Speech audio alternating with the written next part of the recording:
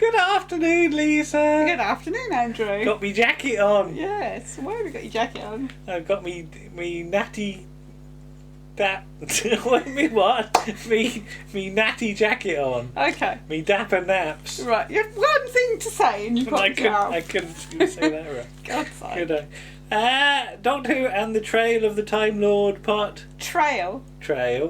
Part 12. Right. Yeah, Doctor Who's gone on a nature trail.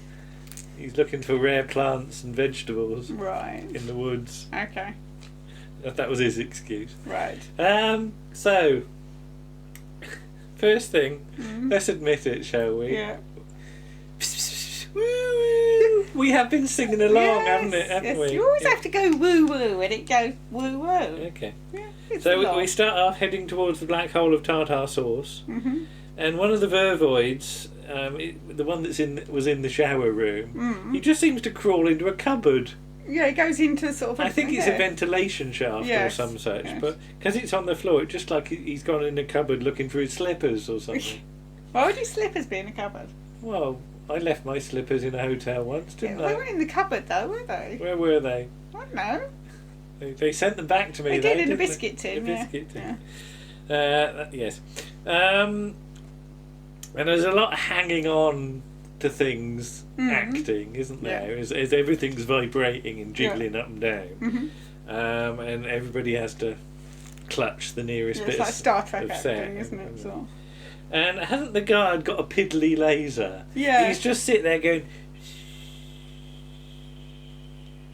And you'd think you'd have something a bit more powerful than that. Though even at the end, he's still got to punch a hole, hasn't he? Yeah. I wouldn't have touched that. That'd been It'd be hot. hot, yeah. You should have had a glove on or something, a special punching glove. Right. And so marsh gas, because you asked about what the gas that was coming out of the Vervoids Yeah, was. that's what it was. So it's just the Vervoids making smells, Yes. basically, because either they're overexcited or they're scared. I'm not sure which. But then you've got Mr. Rudge and his Megarian chums, and at this point I've utterly forgotten who's got allied with who? Yeah, who's got a subplot going, because there's so many. Well, this one just pops up all of a sudden, doesn't it? It's like they get hijacked by Bruckner, and then they get hijacked by Megarians and Rudge. Yeah, it's like there's a rota. Yeah. Hijacks for the for this evening. Megarians between 9 and 10 or something like that. You can't hijack before your slot. And I put some nice handheld shaky cam. Yeah. So that's quite nice. The Megarians come in and stabilise the spaceship and operate all the controls very successfully. Yeah. So presumably they've had some training in this spaceship, because every spaceship will have a different layout, won't it? There's not. Maybe. So did Rudge have to get them in for evening classes? Because if he's in league with the Megarians, he must have made sure they knew how to operate the spaceship. Yeah. So did he sit them down with like a sort of overhead projector slide and like PowerPoint how to? I just imagine like Rudge giving you evening classes. Because I've used a fair bit of scientific equipment in my time, and I can get me way round an infrared spectrometer or a gas chromatograph or an HPLC or something like that, but only that particular model. If I was presented with a model I'd not seen before, I wouldn't just sit there and press all the buttons knowing what I was doing. And the spaceship's more complicated than any of that. Yes. So, yeah. Or is it just like Come Back, Mrs. Noah? That It's just universal. Anybody can operate it. What actually is Rudge's beef? He's been overlooked. Yeah, he's been overlooked. He's been overlooked and scorned by people. He hasn't won Security Guard of the Year for 20 years running, and he's getting narked. Or has he got some bad pension terms or something? I think he's just got a complex, hasn't he? He thinks he's owed something. So. But eventually, all the vibrations are over. And we cut back to the lounge, and I said, "Who put all the coffee cups back on the table?" It's Janet, isn't it? Has Janet gone round tidying up with a cloth? Yeah. Well, Janet has to do everything. Yeah, sort of bending over and having to wipe all down all the surfaces. Poor thing. But yeah, all the coffee cups are neatly back on the table. And it just reminded me of that time in London at the cafe. Yes. When I managed to upset the table, didn't I? Yeah, well, you leant on it, didn't you? And it sort of rocked, and the cups went up and came back down. They didn't fall over. No, and all even though it going up and coming down, the tea went everywhere. Yeah. And it wasn't a particularly sort of swanky cafe, but they came over and apologised and dusted it down and moved us somewhere else. Did they give us more tea as well? I think they might give us more tea. Yeah. Very good service, considering it was your fault. I can't remember where on earth it was, but I just thought of that with all the coffee cups. Do you think Janet and Mel could have their own spin-off series? Mel and Janet. Mel and Janet, where they go around solving space crimes. Possibly, yeah. You know. Super space investigators. I hadn't really clocked it was acid meant to be in the face of the Megarians, because I just thought it was water and they sort of didn't like the oxygen in it or something, but yeah. But it dissolves their masks. Yeah. I don't know, because their masks are still... I just put nasty. Yeah, it's nasty, yeah. I suppose they'd have to have a little hole for them to breathe out through, so yeah. Well, no, because they can't... They can't breathe oxygen. Have a little pipe. Right, come on. Right, hurrah for Mel-sized air ducts. Yes. Because have you ever actually been anywhere Had an air duct big enough that you could fit in? No. And crawl about and not have like really sharp bends that you need to contort yourself. Because I've seen big air ducts, but they've usually got 90-degree bends in them, and even Mel isn't quite lithe enough to wriggle through those. I'd have thought. But it's your Doctor Who staple, isn't it? I mean, they're still doing it now. And the notes mention the Vervoid in the Ultimate Adventure that pops up and jigs about, and I'll talk about that in a minute. I never saw the Ultimate Adventure. Did you not? No. And Bob Appleby's was a Nymon as well, so we've seen him already. We have. In our quest. Is Mel scintillating and fascinating and irritating and all of that? Do you think her character description bears much resemblance to... I don't know, because I was too busy fuming over the women's lib... The women's lib in quotes, yeah. Women's lib. Yeah. And then going on about how she gets away by being a helpless female. Yeah. Yeah. I thought you'd notice that. And all this stuff about the Master's computer fraud is how they met. Yes. There is a book that deals with that, I think. Is there? Yeah. All right. Doesn't explain how she doesn't know who the Master is later on, but never mind.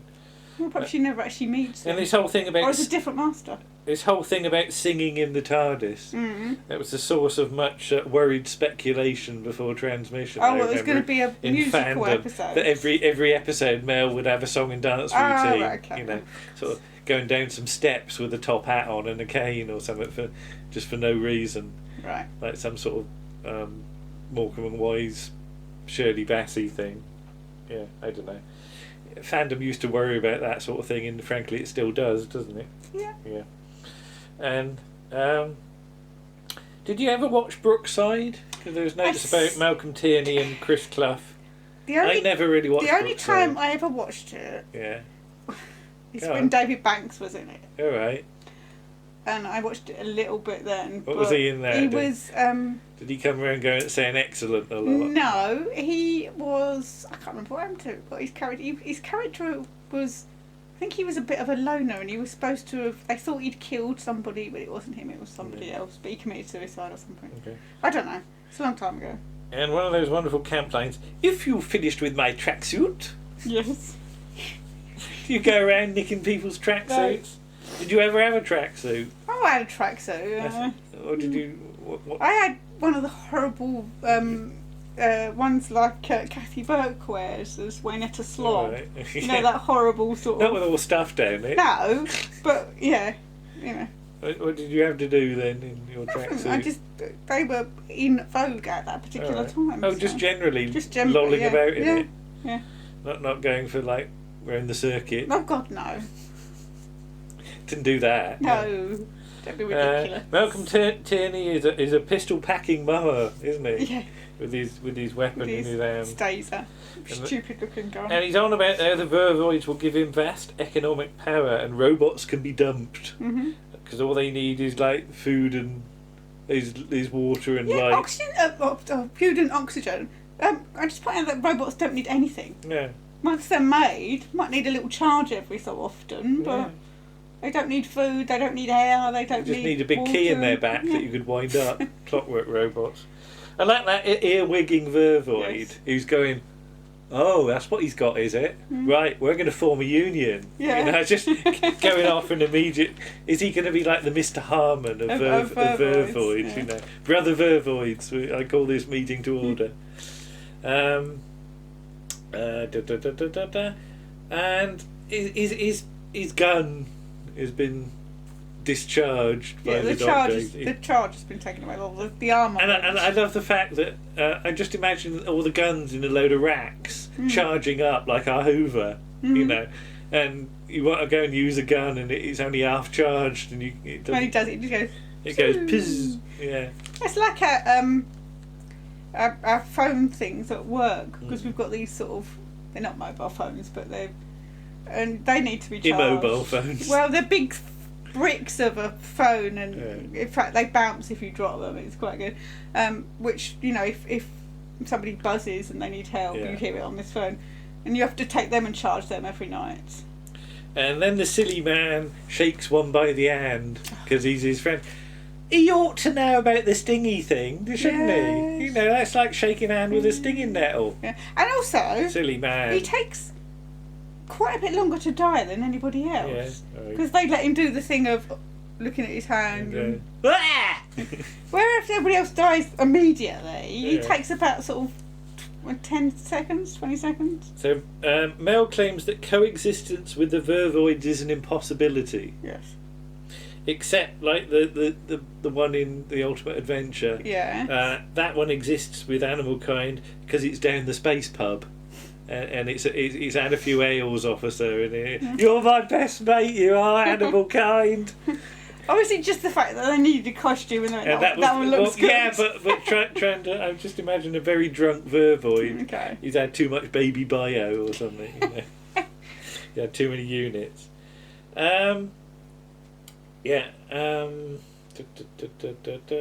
Silly Doctor Who for continuing.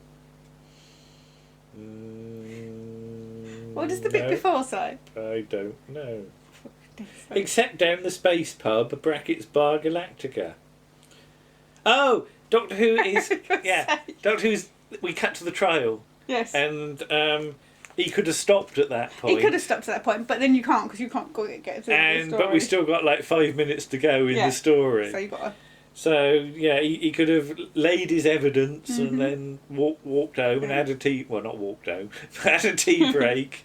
And the Inquisitor lady would have been on his side. But Doctor Who says, let's keep going, because, you know, I'm very clever, basically. It will be interesting to see, actually, because on the upcoming Blu-ray set of this season, there is a version of Terror of the Vervoids without all the trial scenes. Yes. And it will be interesting to see how the story hangs. It's going to be like about 20 minutes shorter. You won't lose that much, actually. The trial scenes are quite short. Doctor Who can be seen in the 3-shot stroking his pussy. He's just sort of stroking it. At least it's only him doing it. And I like the way Anna Blackman says to... Who? Honor. Honor Blackman. What did I say? You said Anna. Anna Blackman. Good old Anna. She says, you must know who I am. And I just imagine one of the Vervoids going, weren't you in the Avengers? Yes. Yeah, didn't you buy some stamps? So lots of Vervoid attack scenes. And the thing about the compost heap, it's a nice idea. I thought it was a larder. Well, the doctor says they're obeying instinct to put you on a composting heap. And I wouldn't have thought making a compost heap is generally an instincty sort of thing for human beings. No, I would have thought it was... I assumed it was like a sort of larder for them to feast on later. To feast. Yes. Those useless flimsy chairs are not much good for keeping them out of the doorway, are they? Yeah. There's a lot of sort of... And now we get the Vianesium, having had no mention of it through the whole of the rest of the story. Yeah. So it really is like rabbit out of a hat job, isn't it? But on the other hand, I know you sort of sometimes if you watch Warriors of the Deep, you roll your eyes at the mention of hexachromite because you know how that's the Silurians are going to be defeated. Yeah. You know, it's deadly to reptile life. So you needed a sort of halfway house because that's, I think, why we've just watched Horror Fang Rock, and Horror Fang Rock has the solution to the problem in plain sight the whole time, yeah. but you don't realise it till the end. No. This is just, we've got a magic thing that will get rid of the Vervoids. So it's quite sad as well when when they use it. Yeah. I mean, you know that you have to destroy them because of what they are, but it is quite sad watching them sort of wither away. I like the way all the Vervoids go, are we all here? Is everybody here? Is everybody here? This one. So have they got a little list on a clipboard and they tick them off? Vervoid 6, are you here? As they come yes. in. Well, would they be called like after numbers, or would they be called after their favourite sort of herbs or something like that? Is like one called Vervoid parsley, and another one called Vervoid dill, another one called Vervoid plums or something like that. That's not a herb. It's in Culpepper's Herbal. Oh, okay. You listen to our herbs article in episode 13, plums. I go on about plums. Well, you would. Yeah, I like me plums. Yeah. Nothing like some plums on your chin. Yeah, okay, come on. Let's move on. That's rude. And I said, is this actually? How does this actually work? Because is it meant to be the light accelerates their growth and life cycle? I suppose so, yeah. In which case, how come shining a light at your garden, a really bright light, doesn't make your garden die? I don't know. It would have to be, it would have to be a laser or something like that, which, given that this is a chemical, wouldn't give off that much light. Or is it meant to be autumn?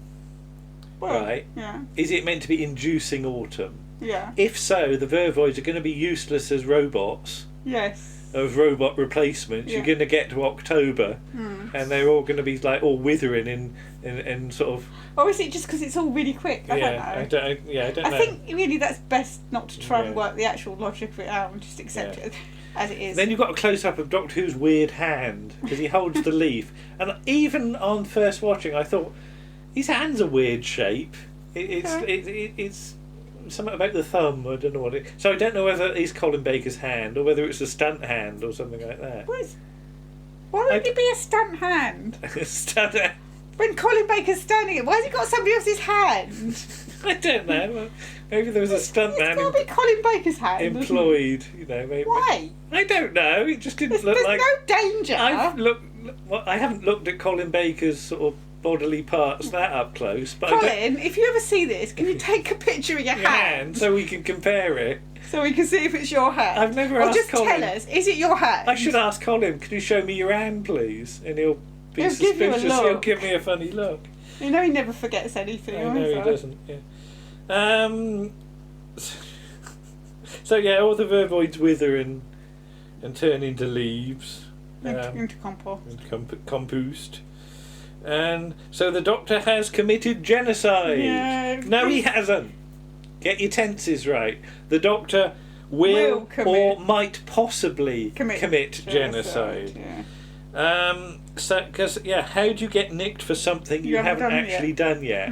Gallifreyan law can be weird sometimes. Yes. Or, I've just put wibbly wobbly, make it up as you go alongy. Okay. Which is what it struck me as. Yeah. I understand the need for a cliffhanger. Yeah. But again, nobody sat down and thought about the events of the trial from start to finish and how it works out. But I think it's quite a good sort of action-y episode. I can see kids being scared of some of the Vervoid shots as they sort of loom towards the camera in the dark. So, because again, I'm a bit old to have been scared by it at the time. But I can imagine that people a bit younger than me might have been a bit nervous. Might have had a turn, maybe. What do you think of it then? Yeah, well, as I said on when we did our Doctor Who related episodes for the podcast a couple of years ago. Yeah, it's sort of my favourite segment of the trial because it's more straightforward. Yeah. It's not so much of that's a lie and that didn't happen. There's a bit of it, but it's not so much. And Mind Warp, as much as it's got Brian Blessed in it and it's great. It's I'm not going to do Brian Blessed. No, don't do Brian Blessed. It's you did him really quietly then, didn't you? It's like, Anyway, I don't like the way it ends. No. Because the thing is that the Doctor's betrayed Perry, and you never know if that's true or not. So it's more straightforward. But I can see the faults in it. Yeah. But needs must. But it fulfills its purpose, It does, and it's a script that's actually completed and handed in and usable, unusable, unlike so many others. The other ones. Yeah. So yes, it's a professional job. I think that's the thing, and that's what was needed. Mm-hmm. So there we go. So next time, moving on to Mr. McCoy. Yes, on to Sylvester. And we're going to do Ghostlight. Bye-bye. Bye.